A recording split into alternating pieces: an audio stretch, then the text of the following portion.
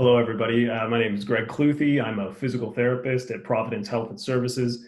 I'm really excited today to work on this collaboration between Tualatin Hills Park and Recreation, Providence, kind of coming together as two community resources to help our community reduce their fall risk, really through understanding your fall risk and understanding what contributes to falls, as well as the things that you can do to reduce your risk and the people you can draw into your medical team to help you live the best life you can live. So first off, this is a talk for educational purposes only, so there's no specific medical advice being delivered here, but it should maybe excite you to want to reach out to a physical therapist or your doctor potentially to talk about some of your fall risk. But again, not specific medical advice. That's not the intention of this presentation. It's really community education, and that's not to diminish it at all. I really think the foundation of fall risk comes from your understanding of the things that contribute to falling, because it's a little bit more complicated than most people think, but I think anybody can understand it. So let's get to our presentation here. So a little bit about me. I already mentioned I'm a physical therapist at Bethany. I'm also an adjunct faculty member at Portland Community College. There are awesome resources there too for community exercise. I teach anatomy and physiology there. I've taught that there for years. And I'm also a Bethany native. I grew up in the Oak Hills neighborhood, kind of before Bethany was necessarily built. And I grew up using the Tualatin Hills Park and Recreation system, which I think is just a jewel for our community on the west side. You know, I've lived in other places, and one of the biggest things that brought me back to the west side of the Portland metro area was a wonderful place to raise my kids and to be out in nature as well as in recreation, and to have Tualatin Hills Park and Recreation. I hope everybody really appreciates how fortunate we are. So our objectives here, number one, and this gets missed a lot in the medical system, is that at the end of the day, people that are muscle and bone and movement experts like physical therapists, we want you to improve your function. We want to keep you doing those things that you're doing. We're not here to just tell you what not to do. I feel like oftentimes our medical system is better at just telling you what not to do than actually making sure that you are doing the maximum that you can do and potentially improving your function. And so overall, our goal here is not to give you a big list of things that are risky and that you shouldn't be doing, though those facts are important. The whole goal here is to keep you doing what you love to do and potentially even get you back to doing things that you maybe have stopped doing out of fear. And we do that as physical therapists every day. It's incredibly exciting. It's so incredibly fortunate to be in a profession that helps people do things that they didn't think that they could do. And that's amazing. And one of the ways that we do that is we have to teach patients. We have to understand as a patient and to understand what contributes to your falls and to have an accurate idea of that. And then we also need to know who are going to be the people that are going to help you and how a therapist can help you. I'm a therapist, so I can speak a lot about that, but we'll be talking about what your primary care physician can do and what a pharmacist can do for you and what your community members can do for you. And then we're also going to try to really nail it down and challenge you to identify several things in your life that you could do to decrease your fall risk, and people that you could reach out to help create that community of safety. So in order to talk about falls, we have to define a fall. The definition of a fall is slightly more broad than you probably think. A fall is really any time you have an unexpected or unintended change in body position. And so that means that if you catch your toe on the edge of a carpet in the hallway and fall into the wall and stop yourself with your arm from falling, you have still sort of, well, technically had a fall, because that was an unintended change in body position. And so we use a slightly more broad definition because we need to bring those into our discussion of falls, because if we miss them, they're sometimes the warning signs for preventable risk factors or some things that we can improve. And so that's kind of step number one here. A fall is any unintended change in position. And that leads to a pretty high, what's called, prevalence, basically how many people are falling. 65 years old or above, one out of 3 adults fall. This is not a surprise. If anybody's listening to this, they understand that falling is something that needs to be countered through education and through work and awareness. And so I'm not going to spend too much time about the statistics, but they are high. This is a very important challenge that our community faces in reducing fall risk. One thing I do want to address in this introduction is that falling is a kind of a tricky thing to wrap your head around because it is a cycle. And cycles are odd because we love to understand, we as humans like to have a beginning and an end to a story in order to learn it. And if we don't have a beginning and an end, we can kind of get lost. And it's hard for us to conceptualize what's going on. And this is an example of a cycle that occurs. And so I want to sort of attempt to turn this cycle into a story so that you can relate to kind of this cycle of falling. And the reason we have to understand the cycle of falling is that my role as a physical therapist and your role through the things that you're going to do to reduce your fall risk, that is intended to break the cycle. So if we look over at these arrows going to the right, let's start up at a loss of physical fitness. Let's start our story there. Again, it's a cycle, so you can sort of start anywhere, but if we start the story at a loss of physical fitness, let's say you feel like you're a little less strong, a little less steady on your feet, and going upstairs is a little bit more difficult, maybe going down is much more difficult, that loss of physical fitness. What that can start to creep into your mind is that you may have a higher risk of falling. You feel less confident, and that develops a fear of falling. Fear is, in small doses, can be useful, but if it starts to dramatically change your activity, specifically if the fear leads to a limit of your activity, then, and so here we are, we're at activity limits. So we've gone from loss of physical fitness, fear of falling, which causes activity limitations. Basically, we stop doing as many things because of that fear. And then we actually start to reinforce this. We start to actually have a reduced ability to move because that lack of activity leads to further decreases in strength. And so we actually lower our ability because of that fear. That fear actually perpetuates that loss of function. And then it can lead to psychosocial things, things that are really a lot more, and not to be less important, they're potentially more important, these feelings of isolation and feeling physically isolated because the environment around you doesn't permit you to move in a safe way. And so this is kind of one example of a cycle, but at the end of the day, we're trying to stop this. We're trying to halt this cycle through improvements in physical fitness, through education that counters that fear, starts to say, oh, maybe you shouldn't be afraid of all sorts of things. Maybe it's only a few key areas, and we can address that. And that will improve your activity, which stops this cycle of reduced function and hopefully prevents that isolation and allows you to get out into more community interaction and more things like that. And so that's basically what we're trying to do, is break this cycle.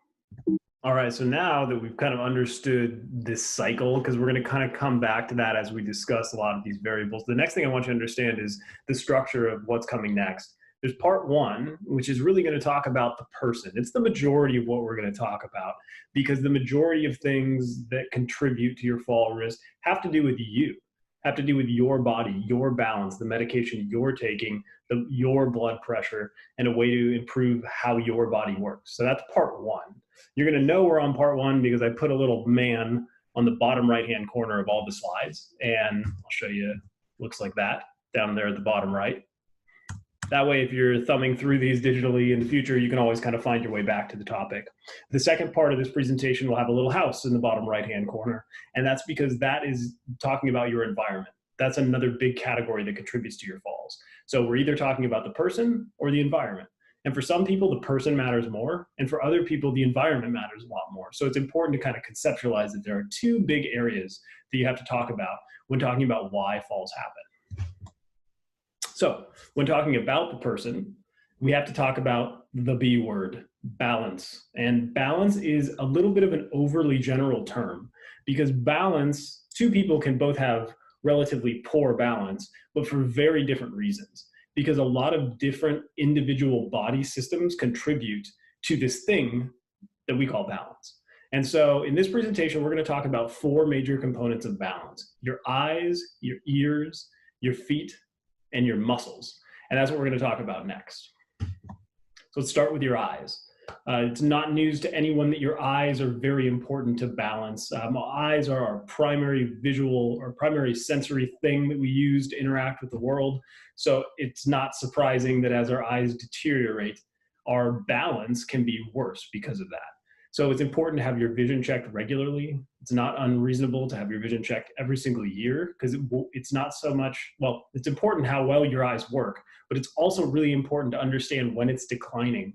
Usually declines happen and we don't quite notice them. We're a little late to realize that our vision has declined a little bit. Another really easy one is keeping your glasses clean, as well as wearing sunglasses to reduce glare. That's one that a lot of people don't use enough. I feel like because we live in the Pacific Northwest, we don't wear sunglasses all the time, but we almost need them more than maybe more sunnier areas, because we get sunny in the spring right now, but we're also wet. And so it's wet and shiny on the ground, and that sun comes in and produces this glare that our eyes do not deal with well.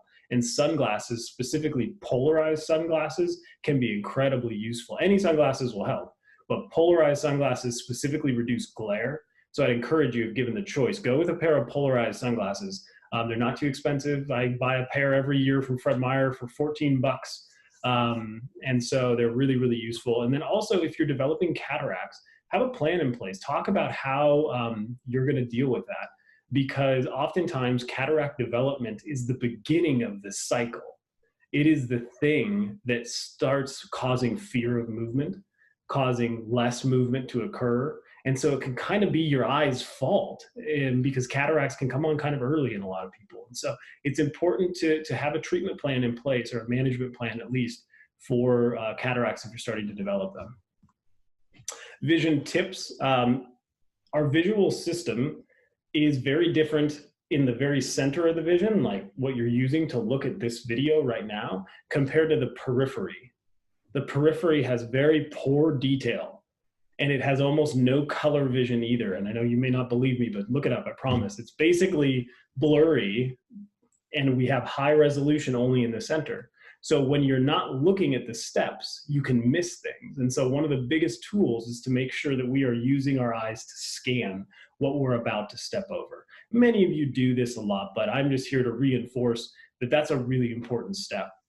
Another easy action to take in stairways in particular is to have a high contrast surface on the edge, so that your peripheral vision, if let's say you don't scan too well, your peripheral vision will be able to see it better if there's a color difference, if there's some kind of contrast on the edge of that step. And then also lighting is really important. The better lit something is, the better contrast the surface has. And that can be really important to make sure that, those times when you don't scan, that your peripheral vision can actually capture it. Because if all the steps look the same and it's in your peripheral vision, almost anyone can catch their toe on it. It doesn't matter how old you are, it's just our visual system. And then here's the other one, multifocal, often referred to as bifocal or trifocal lenses. Those can be really useful for office environments and work and reading and that sort of thing, because they give you the ability to see close in one area of the lens, usually the bottom, and then the top of the lens is for distance. The problem is the bottom of the lens is the area that you will use to scan the steps, and the bottom of the lens is more distorted. That's what this picture is showing you. And so if you are wearing bifocals to be reading in your living room and also being able to look at the clock across the wall, and then you get up to walk down your stairs, that's going to create a risky situation, because you're wearing glasses that are really not appropriate for that situation. So 2 things you got to do. Step 1, ask yourself, do you really need bifocals anymore? A lot of people just have them. And maybe they retired. My mom, for example, retired and she just kept wearing bifocals, but she didn't really need them. And so we switched her out of those, got her back into a pair of monofocals. But other people, a second set of glasses is really useful. So you have a set of glasses that you're using when you're reading, and then you have a different set of glasses for activity. And oftentimes we think of our glasses as being, I'm going to get glasses just for reading, but it's very important to have optimal vision for activity. And usually optimal vision for activity is not a monofocal lens. It's not a bifocal lens. It is a monofocal lens. And then our other body part we talk about are your ears. And so specifically it's your inner ear. We won't go into the details of how that works, but you have a system inside of your brain, essentially, really just a little outside of your brain, but whatever. It is there to let your body know what your head is doing. And if anybody's heard of the term vertigo, that's a general class of things that affect your body's inner ear. And it can be incredibly disorienting, incredibly risky to be walking with bouts of vertigo. Sometimes that's impossible to do. Many of you have probably had it before. So what do I want you to know about vertigo? I want you to know that in many cases it's treatable immediately. It's curable, essentially, for the most common cause. And physical therapists do it. Certain physical therapists are trained in vestibular treatment. I am. So if you were to have vertigo come on, it would be a good idea to let your doctor know that it's going on. You would talk to maybe your doctor and to make sure there aren't other medical causes or medication changes that have caused it. But then go see a physical therapist like me to try to figure out, and you know, for about 80% of people, it's a relatively quick fix. And then hearing in general, so a different part of the ear, but interacting with sound, that's a really important one, because sound can also be little hints of what's going on in your environment. So a dog sneaking up behind you might make a subtle noise that would warn you of it, even if your eyes can't see it. And so having your hearing checked every couple of years is really important, not just for all the other things you use hearing for, but also for your balance. Well, really for your risk of falls. And then your feet, our last topic of our 4 topics talking about your body. Your feet. Feet are really important. There's a big X through these slippers, because I know as much as people love those slip-on slippers, they also slip off pretty easily, and they can be kind of problematic. And so I would encourage you to entertain having slippers that have a closed back and that are not abnormally bulky. The smaller, the better, so that they don't come off as easily, basically. And you should be wearing shoes around your house. That's generally the safer bet.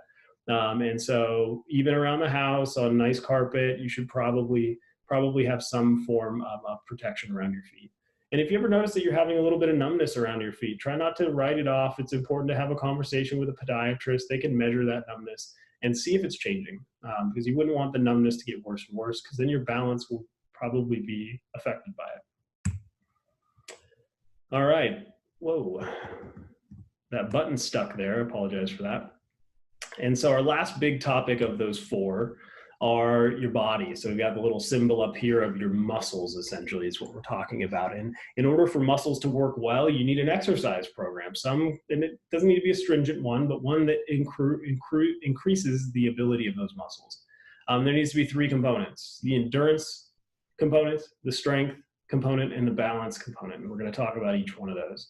So for an endurance part of your exercise, this is basically going for a walk for about 2.5 total hours per week, or 150 minutes per week or more.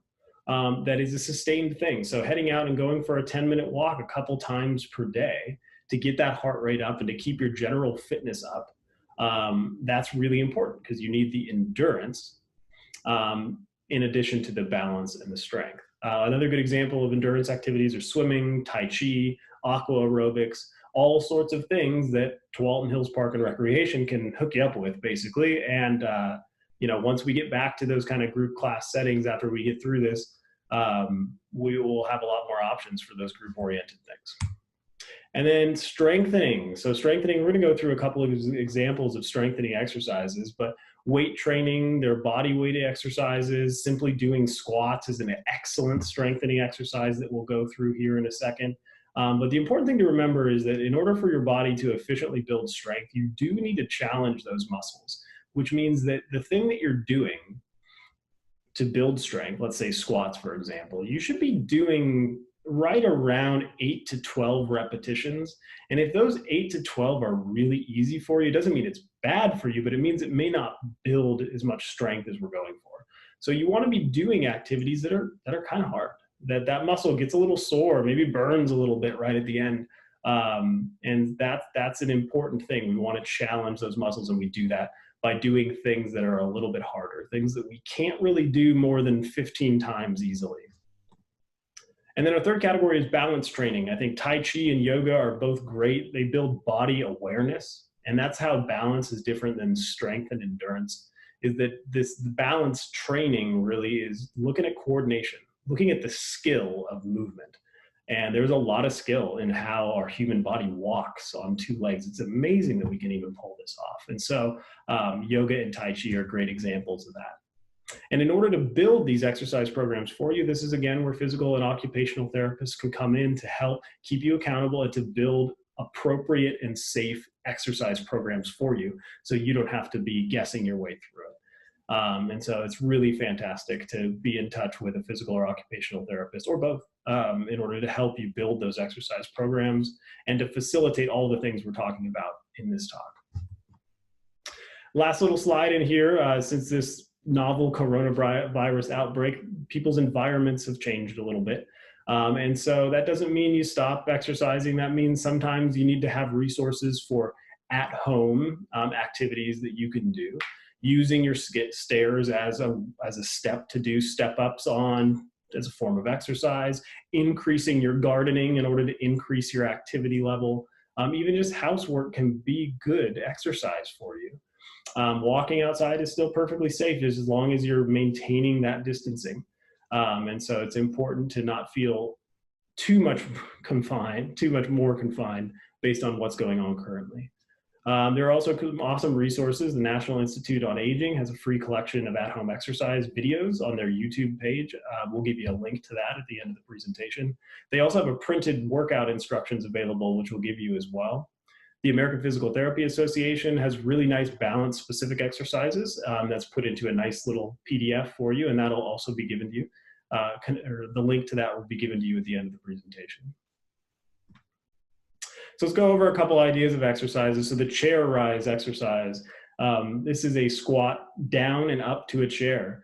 Everyone's done this, but there are a couple key things to keep in mind so that this is appropriately challenging for you. Number one, if you have any concern with this, you should talk with a physical therapist about how to do this safely and appropriately. But if you've been doing this and looking for a few pointers, here are a few pointers on the sit to stand and using it as an exercise. If you use your hands, it's easier. And so making sure that you are being safe, but potentially reducing the amount that you're pushing off of your thighs can make this exercise a little more challenging. And then the other one is what you're doing with your shoulders, that leaning forward and leaning back. That's kind of a technical thing. And so if we lean forward too far, we can get our momentum going too fast. If we lean back too far, it's actually harder to stand up. And so that's one of those things that does affect this. And so as simple and as fundamental as this motion is, if you have any concerns about it, really definitely get in touch with a physical therapist to help just walk you through this motion. So that you can do it in a way that's less painful, more functional, and works better to strengthen you. Tai Chi, we already talked about a little bit about Tai Chi and how it's really building body awareness, but I wanted to put this picture in here just to show you that Tai Chi it's not even limited to just people on their feet. You can do this seated, and there's a lot of benefit to body awareness activities in a seated position as well. And so those community resources that are available for Tai Chi exercises will give you a number of those that are on the internet, that are in DVD form, things that you can do at home, which is awesome. Again, I'll have those at the end of the presentation for you. And last thing I'll mention about Tai Chi is they've done a lot of research on Tai Chi and as the exercise to reduce fall risk and increase your balance. And it's just awesome. It's an amazing exercise regimen for you. And then once we resume these in-class activities, Providence puts on Tai Chi classes, local community centers usually do, and Twalton Hills Park and Rec, I believe, does as well. And here are a couple of lists of those resources. Again, we'll have an updated list at the end of the presentation. All right, last thing we're going to talk about are a little bit more medically related things. So medications. I'm not a pharmacist or a medical doctor, but the big thing to take away with medications is that a lot of them do decrease your ability to have good coordinated movement. And the more medications you take, the higher risk you are. And so the rule of thumb is right around 4 medications. If you've got more than 4 medications, then you need to be diligently sitting down with your primary care physician, maybe once a year, to look at your medication list and make sure that there aren't medications on there that you don't need anymore, or maybe ones that you could reduce the dosage and still get the benefit of. Because we're basically trying to reduce the total number and the total dosage of medications, because they can, in total, affect your fall risk in a negative way. And then alcohol, we won't spend much time here, but everybody knows alcohol decreases your ability to move effectively. So it is a big increase in risk factors. People that struggle with addictions to alcohol do fall more. And alcohol is a really risky thing. It causes falls, and then when you fall, if you bleed, you might bleed a little bit more. I mean, it's really something that should not be messed with when you know you're going to be moving about. Um, and another thing is when they talk about serving sizes, pay attention that serving sizes for wine in particular is only 5 ounces. A lot of people have a very generous interpretation of what 5 ounces is. Take 5 ounces, measure it out, pour it in a wine glass. It may surprise you how little that is. And so when you read recommendations on serving sizes, oftentimes they're less than you think. So be real careful with alcohol. And then blood pressure. Blood pressure plays a big role in our balance too, because there's this thing called orthostatics. And basically what that is not necessarily what your blood pressure is, but how stable your blood pressure is. For many people, especially people with lower blood pressures, when they move quickly, up and down especially, like getting up from a chair, getting out of bed, your blood pressure will drop. This causes that spotty vision and a little bit of disorientation. And you can imagine how that could lead to falls. And so it's important to understand that if you're having that happen consistently, you should talk with your doctor about some of the medications that may be overly reducing your blood pressure. And then for some people who aren't on blood pressure medication, they may need to have strategies to actually increase the lower number on your blood pressure to make sure that you're not at an abnormal fall risk because your blood pressure is dropping abruptly every time you change body positions. And a couple other things we'll mention. Vitamin D is an important one that I think a lot of primary care physicians are doing a real nice job talking with patients about. There's a lot of benefits for the musculoskeletal system, meaning for muscles and bones, for bone density and muscle strength. It benefits that, which reduces fracture risk as well and helps decrease osteoporosis, essentially, helping maintain the strength of your bones. And then our last topic for the body section is talking about nighttime urination. And so this is one, most falls are happening in the nighttime around the bathroom. And we often need to get up to go to the bathroom. The lighting isn't good. We're a little disoriented just because we've been sleeping. And so it's really kind of a risky situation. And so what's important is to do things to decrease the frequency of urination during the nighttime. And so avoiding caffeine after noon is important. Caffeine makes you pee a little bit more, even if you drink the same amount of fluid. Same thing with alcohol. And limit those heavy fluid intakes to, maybe 2 hours before you go to bed. And there are a couple other things that you can think about, removing hazards on your way to the bathroom and that sort of thing, which are a little bit more intuitive, but still really, really important. All right. So that is the end of part one, the person.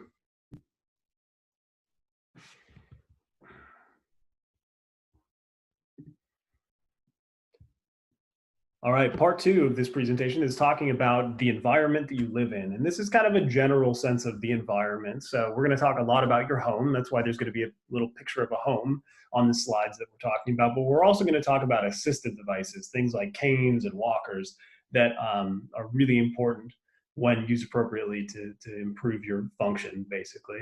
And then your healthcare team, the role of the healthcare team is really important. And we're going to conclude with a discussion of when to use your healthcare team. So the home safety in general ideas behind home safety are lighting, pathways, and rugs. And then this picture on the left of wires. So these are major categories. We've talked a lot about lighting and how important adequate lighting is in your home. Pathways, reducing clutter is extremely important. If you have got a lot of clutter, a lot of things, even pet toys and those sorts of things, getting those out of the way are incredibly important and should really be a priority. Safety involving wires and things like that. We've gone to a lot more wireless things, so maybe there's fewer wires, but I don't know. Wires are a real big hazard here, and if you must have them, having them have high contrast. Contrast is the key. If they are black or there are black wires on a dark background, it's going to be very hard for anyone's eyes to see them. And so it's really important that if you do have cords and things like that, to try to get them on a background or color them in a color that you can see more easily. And then rugs are really big hazard. And the hope would be that if you don't need the rug, you don't love the rug, then get rid of the rug. But if you have to have the rug, it needs to be adhered to the ground somehow. And that's really important because those little waves, not exactly like a crease, but a wave that forms in rugs when they get a little loose, sort of like what you see in the bottom left here, those will trip anyone. I used to work in a grocery store, and the minute one of those waves showed up, we had to flatten it because 50% of people would fall on it, or at least trip on it. And so they're a hazard regardless of who you are. And so you just want to make sure that if you have to have that rug, it needs to be adhered to the ground. All right, no home safety talk would be complete without a discussion of grab bars. Grab bars, these are pictures from my actual home. I bought my home from a 93-year-old woman who had done a wonderful job making safety modifications. So I, as a physical therapist, I said, I'm not going to take these things down. These are fantastic. I may not use them myself, but when I sell this home, someone might really appreciate it. And hey, I'll take pictures of them and use them in presentations. And so we've got a lot of good examples here. The one on the right is sort of this kind of ugly, common grab bar that you would see and have seen for decades. It's functional, good, affordable, not a bad idea because it's nice and tall next to a toilet. But these other ones, there's a lot of new products out there that are much prettier, much stronger, and actually more versatile than they've ever been. And they're only like, this one's $13.50 at Home Depot yesterday when I took that screenshot. And so that's what these two are. That's this one over here. And so getting in and out of a bathtub is a transitional area that's difficult for anyone. And so this is just a fantastic feature to have for safety. And hey, it doesn't look that bad. It kind of blends in with the towel rack next to it. And then this is the garage. Nothing's particularly pretty here anyway, but you've got a nice grab bar here that can help ascend these 2 steps from the garage into the home. And so I really encourage you to use grab bars as an affordable way to dramatically improve your safety. And then lighting is another one that's actually improved a lot in the last couple of years, not a couple of years, probably about a decade. Since LEDs have become popular, lighting is smaller and cheaper than ever. And this is an example of a motion activated, brightness adjustable, wall mounted nightlight that's about $6. So you never have to change the batteries. You can adjust the brightness to exactly what you want, because if anybody's ever used nightlights, they can be too bright or they can be too dim.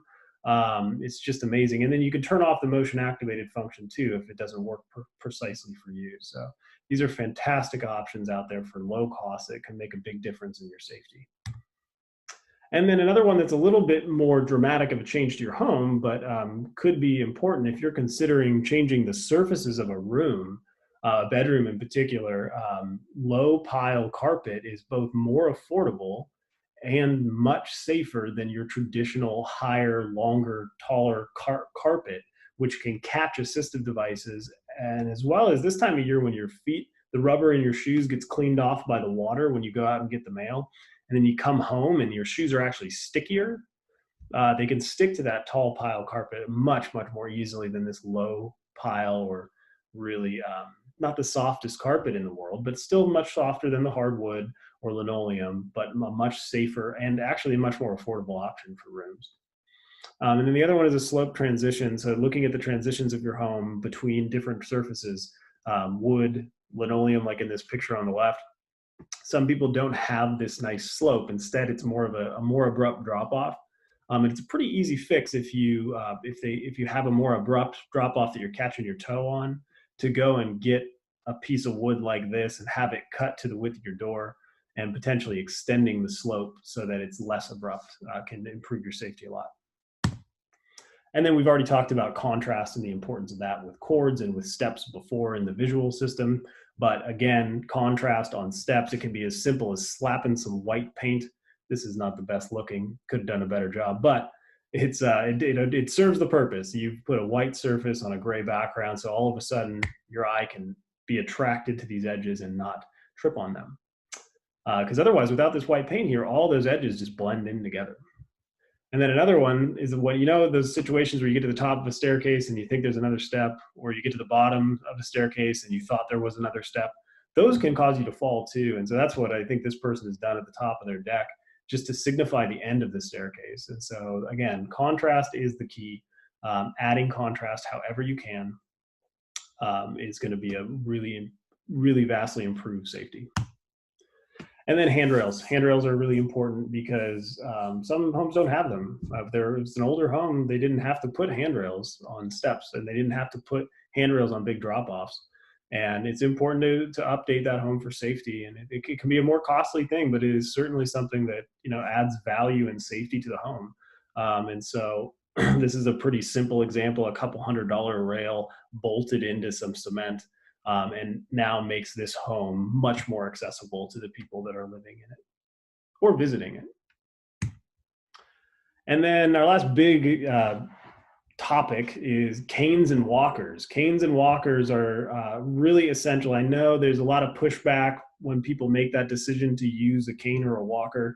But I want to emphasize that these are devices of empowerment. These are things that improve what you can do. They take the level that you're doing and they step it up. And they do that without sacrificing safety. And that's why they're immensely useful. The downside is people tend to get their walker like this one, this good old front wheel walker. They get them on discharge from hospitals often, and their insurance might pay for it. And then they're told in the hospital that your insurance only pays for one. And so they walk away with this idea that this is the one that they got. This is all I'm going to get. And it may have been appropriate when they left the hospital, but it doesn't mean it's appropriate in 6 months from when you left the hospital. And so it's important to reconsider and visit a physical therapist who are the experts in telling you which one of these things is going to fit your situation the best. It's really important to do that. For some people, the more expensive four-wheel walker is safe for some people. And it can be vastly more useful to someone's lifestyle than this front-wheeled one. And oftentimes, if it's not useful, people just don't use it. And so the alternative is to just walk without anything. And that's a much less safe option. And then canes are great too, because canes come in a lot of different forms. This is a great popular one, very small cane that easy to travel with, but stands on its own so that it's not falling over on you all the time. This one runs about $35. This one here is about $22. I bought one of these for my neighbor a couple weeks ago. It's not the prettiest one, but they did not have a handrail, and they were having trouble going up and down their step. And so this is what she uses specifically for the steps in front of her home. And that's it. That's pretty much all she uses it for. Otherwise, she uses a single point cane. So she needed the added stability of this one. And so assistive devices in the form of canes and walkers can be immensely empowering as well as improve your safety. And then our last one is more of, hey, make a plan. Make a safety plan. How, if you are to have a fall, how are you going to communicate that you've had it? And who is going to be the person that's going to help you with it? And so keeping a phone, having a functional phone that is close by at all time, a smartwatch, the new Apple Watches will report a fall. Those are amazing. I've had experience with those. They work really, really well to actually let you know, and they will automatically call the person you designate. So smartwatches or cell phones are immensely important. You could also consider a medical alert device, the pendants. Those have a subscription fee with them, but they're very useful. And emergency numbers too. A lot of the time, I've had to help someone who had fallen, and I wanted to know who, they were alone and they were kind of disoriented from it, and they couldn't remember their phone number that well.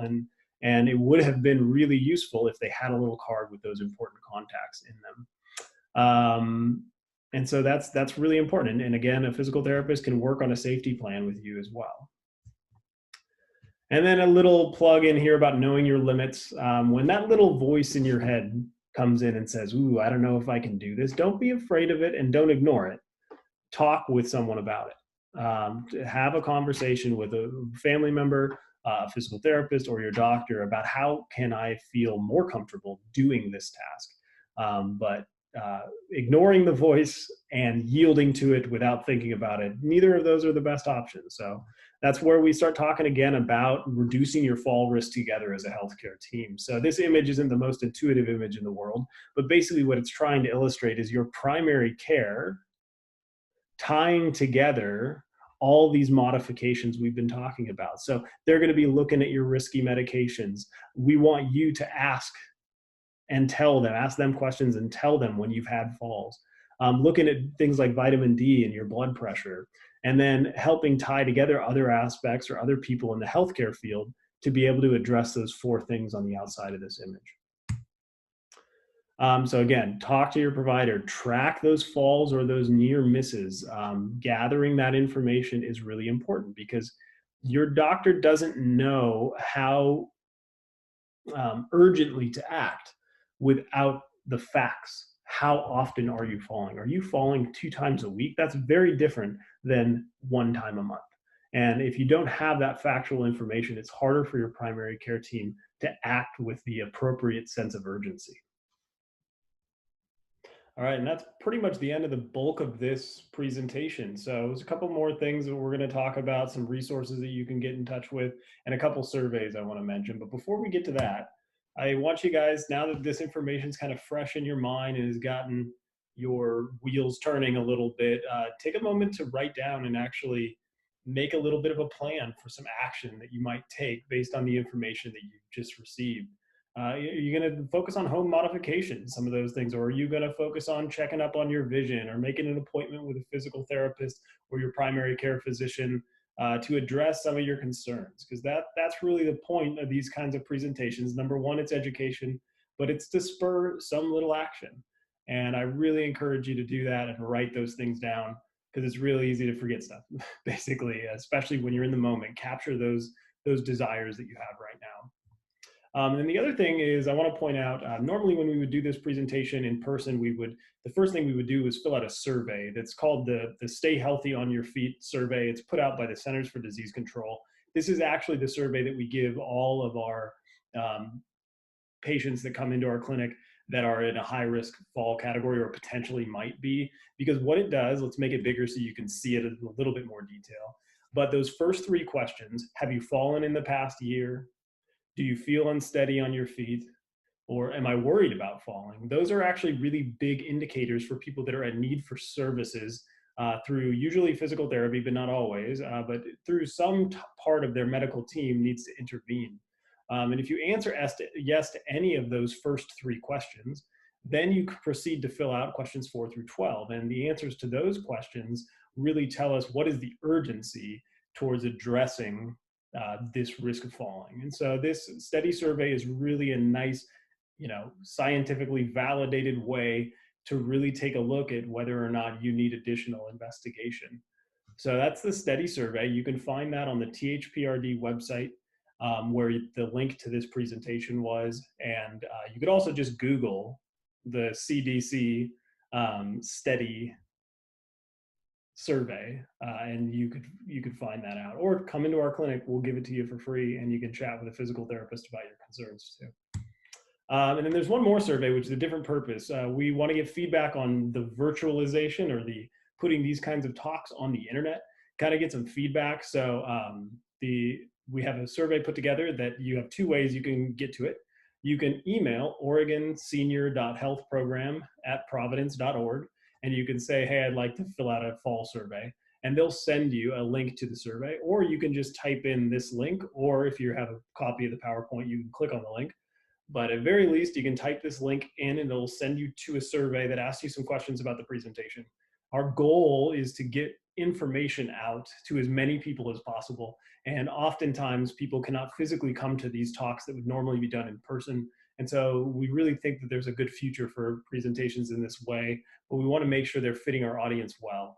And one of the best ways to know that is if you give us just a little bit of feedback. It's a couple questions. It won't take you very long, but please give us some feedback on this presentation so we can continue to improve it. Other things I want to point your direction, let you know where you can find these resources. The steady, that's how you spell steady, by the way, if you're just going to Google it. But you can, on the THPRD website, they have this. They also have a few other things, a medication safety tips, a home safety checklist. I mentioned that earlier in the presentation. That's a very, very useful one. And then the Providence has put together a COVID-19 exercise resource. It's a very, very long link. And so hopefully you can click on this. If not, we'll upload that to the website as well. And that should be able to be found there too. Those are really good exercise resources for you. And then other things that I've mentioned during these presentations, like home exercises put together by the National Institute on Aging, as well as the printout, those can both be found at these 2 links. And then the APTA balance, the American Physical Therapy Association balance exercises that I mentioned before, are found at this link. So that's it for today. Thank you so much. It's a privilege to give this, give this talk and to reach out to our community members just to let you know that, people like me are here for you, waiting to solve your problems and make your life safer and easier and more enjoyable. And we can put these things together based on resources for our community through collaborations with some of our program sponsors that are listed here. So thank you so much for giving your time to really focus on fall risk and to learn a little bit. And that's it for today.